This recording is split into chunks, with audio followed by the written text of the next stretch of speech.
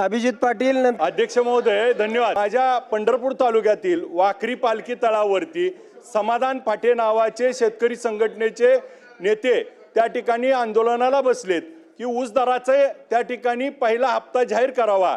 परंतु आपल्याला देखील या निमित्तानं सभागृहाला आणि मंत्री महोदयांना विनंती करतो की त्या माध्यमातनं ऊस दराची स्पर्धा लागत असताना 3939 रुपये भाव चालू होता आणि आता साखर कारखाने चालू झाले। आज 3435 वर साखरेचे भाव आले। MSP त्या ठिकाणी 4200 रुपये करावी, प्रत्येक अधिवेशनात याची मागणी केली जाते।